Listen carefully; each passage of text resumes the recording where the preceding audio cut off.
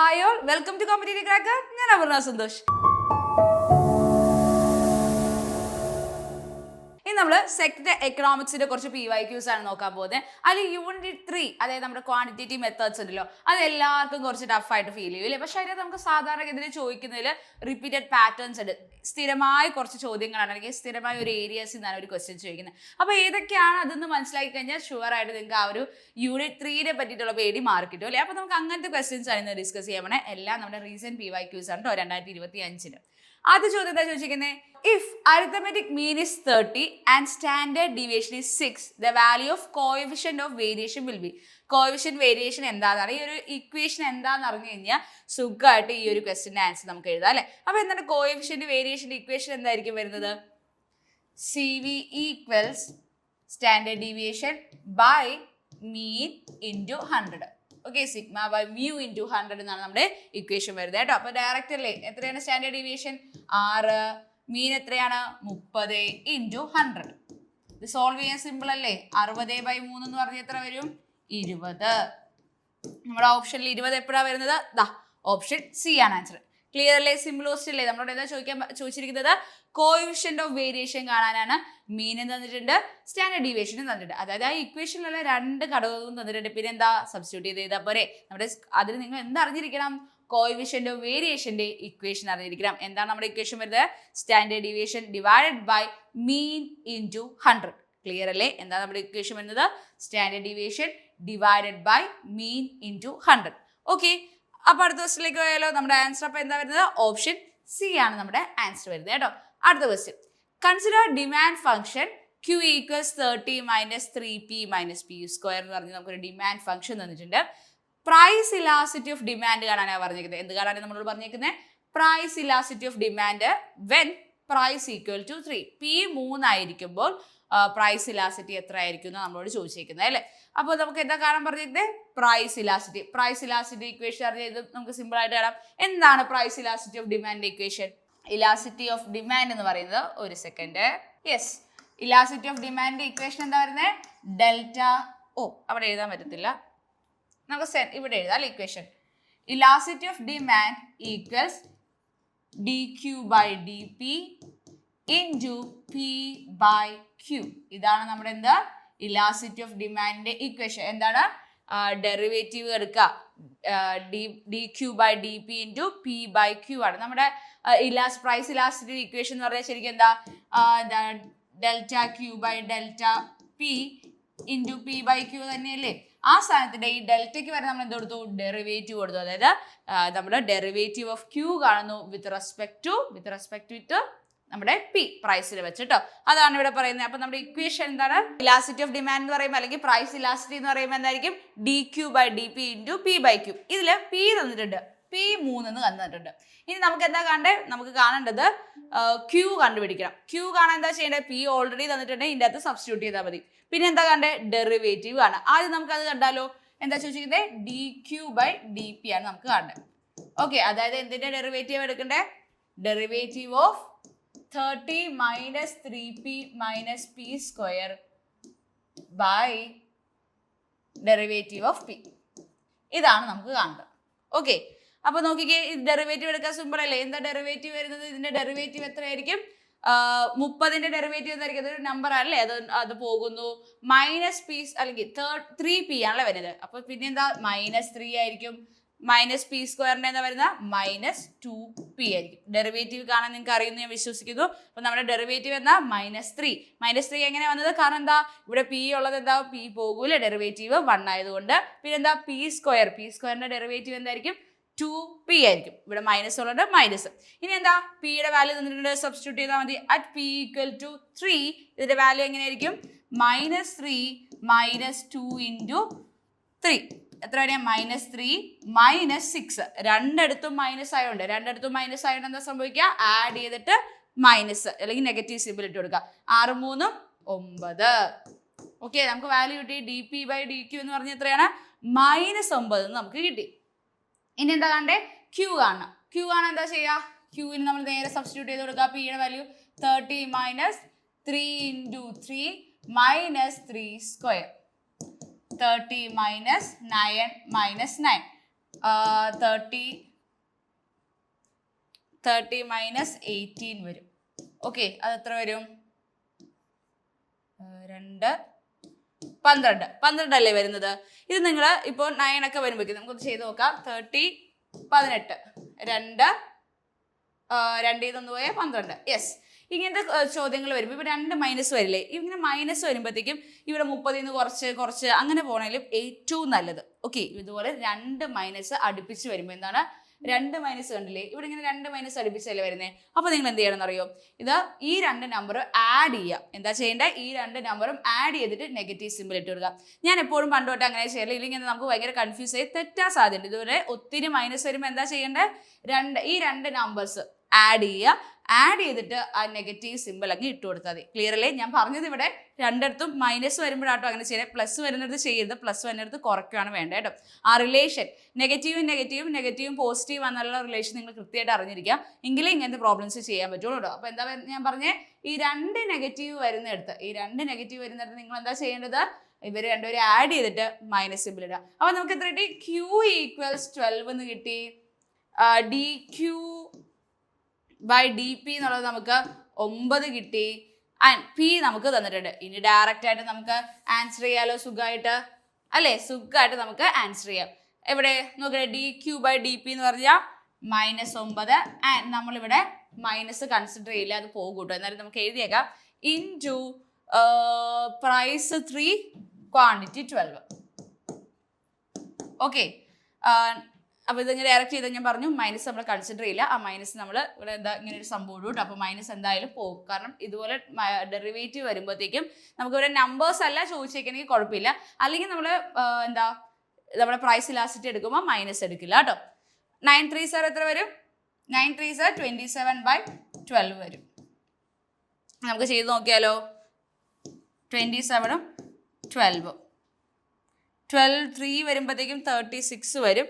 അപ്പോൾ നമുക്ക് 2 ടൈംസ് എടുക്കാം. 24 7 4 പോയ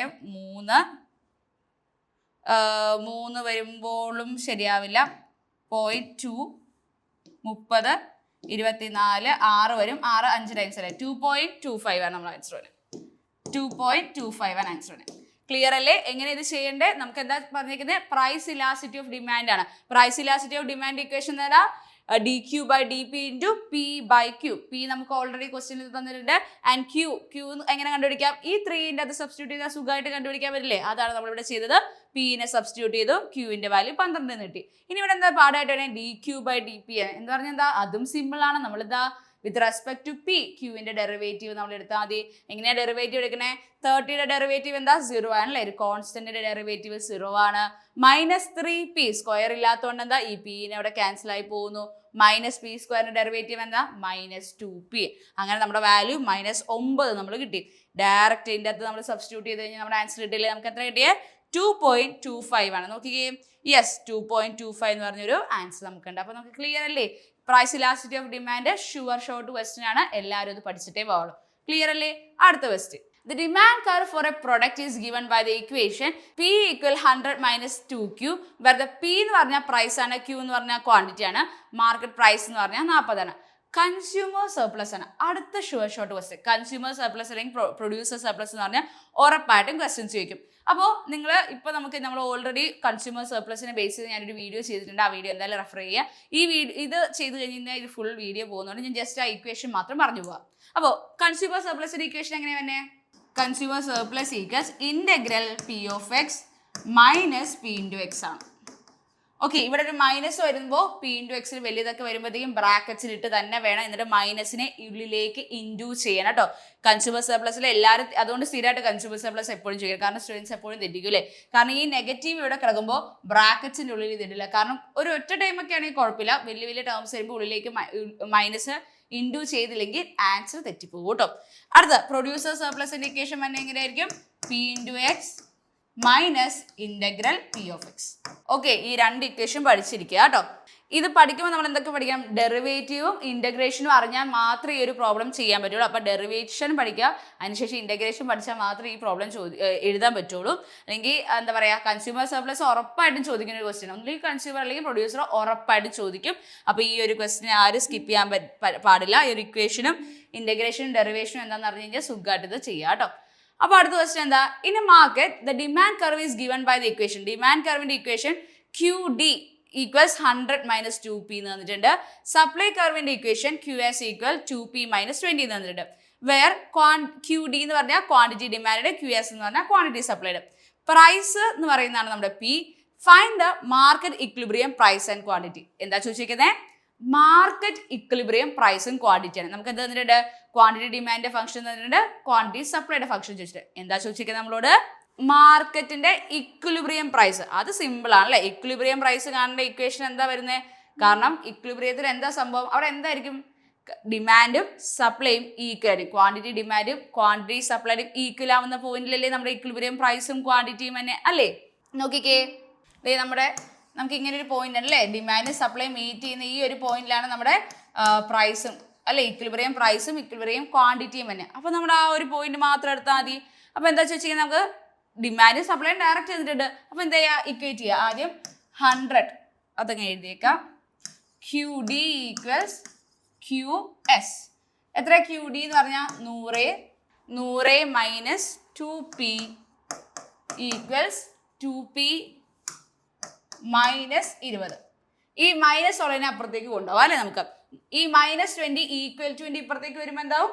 +20 ആവും. അപ്പോൾ 100 + 20 ആവും ഈക്വൽസ് 2p. ഇവിടെ ഉണ്ട്. ഈ -2p ഈക്വൽ ടു അപ്പുറത്ത് വരുമ്പോൾ എന്താ? +2p ആവും. അപ്പോൾ എത്രയാ? 120 equals 4p. So p equals 120/4 എന്ന് എനിക്ക് എഴുതാലോ. എത്ര വരും? 30 അല്ലേ. 4 3s are 12 ആണ്. 30 വന്നു. ക്ലിയർ അല്ലേ? അപ്പോൾ നമുക്ക് എത്ര കിട്ടി? പ്രൈസ് 30 എന്ന് കിട്ടി. പി എന്ന് പറയുന്നത് 30 എന്ന് കിട്ടി. ഇനി നമുക്ക് എന്താ? ക്വാണ്ടിറ്റി ആണ്. ഏതെങ്കിലും ഒരു ഇക്വേഷനിൽ സബ്സ്റ്റിറ്റ്യൂട്ട് ചെയ്താൽ മതി. നിങ്ങൾ എന്ത് ചെയ്യുക? ഓപ്ഷനിൽ 30 തന്നെ ഏതെങ്കിലും ഓപ്ഷൻ ഉണ്ടോ നോക്കി, അത് തന്നെ ആയിരിക്കും നമ്മുടെ ആൻസർ. എന്നാലും നമ്മളൊന്ന് ചെയ്ത് നോക്കണം അല്ലേ. അപ്പോൾ QD ഞാൻ ആദ്യത്തെ ഇക്വേഷനിൽ സബ്സ്റ്റിറ്റ്യൂട്ട് ചെയ്യാണ്. 100 മൈനസ് 2p. 100 മൈനസ് 2 ഇൻറ്റു എത്രയാണ് നമ്മുടെ തന്നെ? 30. അപ്പോൾ 100 മൈനസ് 60 എന്ന് പറയുന്നത് എത്രയായിരിക്കും?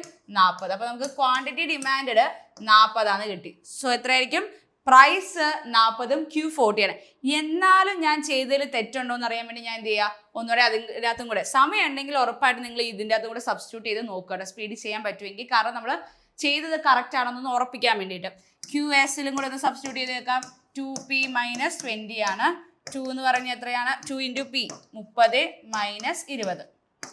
60ൽ നിന്ന് 20 പോയാൽ അതും 40. സോ നമുക്ക് ഉറപ്പിക്കാം നമ്മുടെ ആൻസർ കറക്റ്റ് ആണ്. സോ പ്രൈസ് 30, ക്വാണ്ടിറ്റി 40 ആണ് ആൻസർ. അത് ഏത് ഓപ്ഷനിലാണെന്ന് നമുക്ക് നോക്കിയാലോ. പ്രൈസ് 30 വരുന്നത് 2 ഓപ്ഷൻ ഉണ്ട്. ഇതാ 2 ഓപ്ഷനിൽ പ്രൈസ് 30 ആണ് വരുന്നത്. പക്ഷെ ഒരു ഒറ്റ ഓപ്ഷനിലേ എന്തുള്ളൂ? 40 വരുന്നുള്ളൂ. ഒറ്റ ഓപ്ഷനിലേ എന്തുള്ളൂ? ക്വാണ്ടിറ്റി 40 തന്നെ. അതാണ് ഓപ്ഷൻ ഡി. ക്ലിയർ അല്ലേ? അപ്പോൾ നമ്മളോട് എന്താ ചോദിച്ചിരിക്കുന്നത്? ഇക്വിലിബ്രിയം പ്രൈസും ക്വാണ്ടിറ്റി കാണാൻ വേണ്ടി പറഞ്ഞു കഴിഞ്ഞാൽ എന്താ? നമുക്ക് ഓൾറെഡി ക്വാണ്ടിറ്റി സപ്ലൈഡും ക്വാണ്ടിറ്റി ഡിമാൻഡും തന്നിട്ടുണ്ട്. അത് രണ്ടുപേരും ഇക്വേറ്റ് ചെയ്യാം. എന്ത് ചെയ്യുക? 1 = 1 അല്ല, അതായത് QD = QS എന്ന് പറയുക. എന്നിട്ട് പിയുടെ വാല്യൂ നമുക്ക് കിട്ടും. ആ പിയുടെ വാല്യൂ കിട്ടിയത് എന്ത് ചെയ്യണം? നമ്മുടെ ഏതെങ്കിലും ഒരു ഇക്വേഷനിൽ സബ്സ്റ്റിറ്റ്യൂട്ട് ചെയ്ത് കഴിഞ്ഞാൽ കിട്ടും. ഉറപ്പിക്കാൻ വേണമെങ്കിൽ രണ്ടിലും സബ്സ്റ്റിറ്റ്യൂട്ട് ചെയ്ത്. അപ്പോൾ നമുക്ക് ഒരു മനസ്സിലാകാമല്ലോ. ക്ലിയർ അല്ലേ? അപ്പോൾ നമ്മുടെ ആൻസർ ഏതാ വരുന്നത്? ഓപ്ഷൻ ഡി ആണ്. അടുത്ത variance inflation factor is used to detect. എക്കണോമെട്രിക്സിലെ ഒരു ക്വസ്റ്റ്യൻ ആണല്ലേ. എക്കണോമെട്രിക്സ് എല്ലാവർക്കും എന്താ പറയുക, ഒരു ടെൻഷൻ ഉണ്ടാവും അല്ലേ. പക്ഷെ നമുക്ക് സാധാരണഗതിയിൽ നമുക്ക് സെറ്റിൽ എക്കണോമെട്രിക്സിൽ നിന്ന് ചോദിക്കുന്ന ചോദ്യം എന്ന് പറഞ്ഞു കഴിഞ്ഞാൽ ക്ലാസിക്കൽ ലീനിയർ റിഗ്രഷൻ മോഡലിന്റെ അസംഷൻ അല്ലേ, അത് പഠിക്കാതെ പോവുക ചെയ്യരുത്. അതിൽ നിന്ന് വരുന്ന ഡീവിയേഷൻസ് ഏതൊക്കെയാണ്? Deviations heteroscedasticity, multicollinearity, autocorrelation. ഈ 3 ഡീവിയേഷൻസും ഷുവർ ഷോർട്ട് ക്വസ്റ്റ്യൻസ് ആണ്. ഉറപ്പായിട്ടും ഇവരെന്താണെന്നും പഠിക്കണം, ടെസ്റ്റും. ഓക്കെ, ഇതെപ്പോഴും ചോദിക്കുന്ന ഒരു ക്വസ്റ്റ്യൻ ആണ്. ആ ഒരു നമുക്ക് സ്ഥിരമായിട്ട് ചോദിക്കുന്ന ക്വസ്റ്റ്യൻസ് ഏതാണെന്ന് അറിഞ്ഞിരുന്നത് അത് പഠിക്കുക അല്ലേ. സിമ്പിൾ അല്ലേ അത്? എന്താ ചോദിച്ചേക്കുന്നത്? Variance inflation factor is used to detect. ഏത് ഡിറ്റക്ട് ചെയ്യാനാണ് ചോദിച്ചിരിക്കുന്നത്? നമ്മുടെ ആൻസർ വരുന്നത് ഓപ്ഷൻ എ, മൾട്ടി കൊലിനിയാരിറ്റി ആണ്. ഏതാണ് ആൻസർ വരുന്നത്? മൾട്ടി കൊലിനിയാരിറ്റി. എന്താണ് മൾട്ടി കൊലിനിയാരിറ്റി എന്ന് പറഞ്ഞു കഴിഞ്ഞാൽ? അതുപോലെ മൾട്ടി കോലിനിയാരിറ്റി എന്താണെന്ന് ചോദിച്ചിട്ട് ക്വസ്റ്റ്യൻസ് വരാറുണ്ട്. അതുകൊണ്ട് മൾട്ടി കോലിനിയാരിറ്റി എന്താണെന്നും കൂടെ പഠിക്കുക. ഓട്ടോ കോറിലേഷൻ എന്താണെന്ന് പഠിക്കുക. ഹെട്രോസ്കെഡാസിറ്റി എന്താണെന്ന് പഠിക്കുക. ഓക്കെ, അപ്പോൾ എന്താണ് മൾട്ടി കോലിനിയാരിറ്റി? അവിടെ നിന്ന് തുടങ്ങിയാലോ. നമ്മുടെ ക്ലാസിക്കൽ ലീനിയർ റിഗ്രഷൻ മോഡലിൽ നിന്ന് വരുന്നൊരു ചേഞ്ച് ആണ്. ഇങ്ങനെ പാടില്ല എന്നാണ് അസംഷനിൽ പറയുന്നത്. പക്ഷെ അങ്ങനെ വന്നു കഴിഞ്ഞാൽ എന്ത് സംഭവിക്കും? മൾട്ടി കോലിനിയാരിറ്റി. എന്താണ് മൾട്ടി കോലിനിയാരിറ്റി എന്ന് പറഞ്ഞു കഴിഞ്ഞാൽ എക്സ്പ്ലനേറ്ററി വേരിയബിൾസ് തമ്മിൽ കോറിലേഷൻ വന്നു കഴിഞ്ഞാൽ എന്ത് വരും? മൾട്ടി കോലിനിയാരിറ്റി വരും. എന്താണ്? Correlation between explanatory variables. എന്താണ് explanatory variables?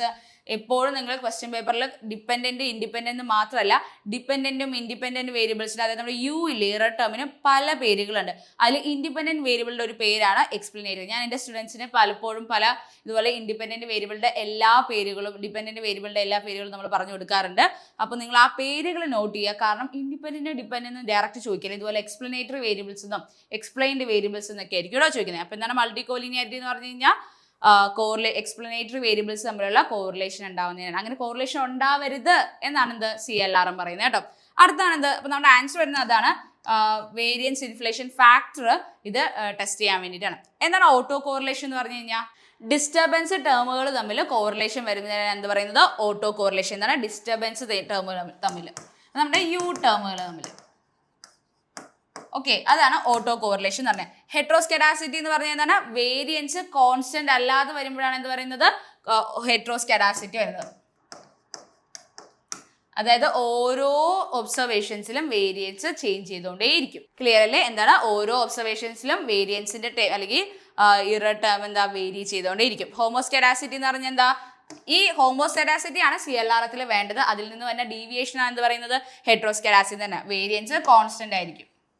ക്ലിയർ അല്ലേ? അപ്പം നിങ്ങൾ എന്തൊക്കെ പഠിക്കണം? എന്താണ് മൾട്ടി കോലിനിയാരിറ്റി, ഓട്ടോ കോറിലേഷൻ, ഹെട്രോസ്കെഡാസിറ്റി എന്ന് പഠിക്കുക.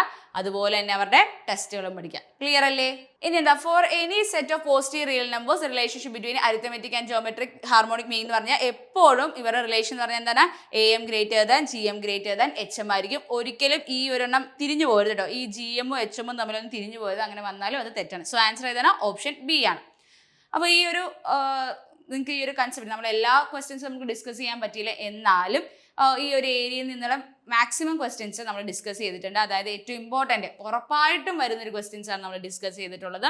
നമ്മൾ കറൻ്റ്ലി നമുക്കിവിടെ ബൂസ്റ്റർ ബാച്ച് റണ്ണിങ് ആണ്. നമ്മുടെ മുന്നിൽ ഇനി ഏകദേശം ഒരു 15 ദിവസമുള്ളൂ അല്ലേ?